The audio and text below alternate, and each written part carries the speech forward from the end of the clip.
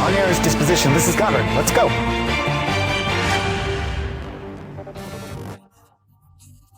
The Belarusian army, as we know, is rapidly changing its appearance.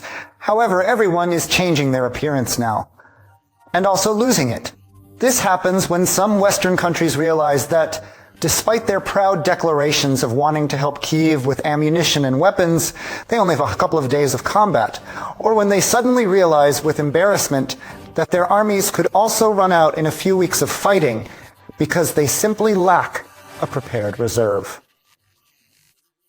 Not even kayak galos or a couple of emergency summits will help here. Our transformations are running parallel to the demands of war, not political requests. And that's why security is being strengthened here and now on the training battlefield. As for the combat formations themselves, it's time to talk about the final breakdown of standards.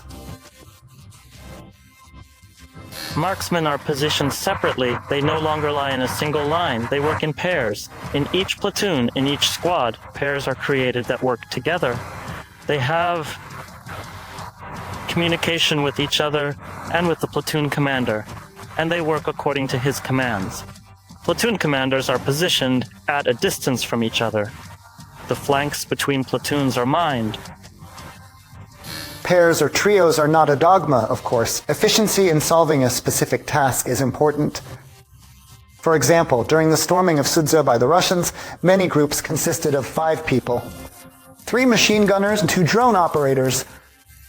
At that moment, this composition ensured maximum effectiveness. The commander calculates and determines the composition of the units. An essential part of the work is also determining the order of retreat to other positions. At this stage, the sides sometimes suffer the greatest losses, so every detail is important to preserve forces for the subsequent attack. Executing a maneuver on defense. The retreat happens first. It's necessary to hide all traces of residence and work. We reach a certain evacuation point, and from there, we are picked up and transported to the next point. Mobility as a condition for survival. This postulate is considered an axiom even for the largest army fighters. For example, for systems like the S-300, S-400, it's no secret that in a hot moment, such systems will be sought out for destruction first. Therefore, the powerful air defense systems in the Belarusian army have been shaken up and continue to improve their chassis continuously. There are simply no more training sessions without movements.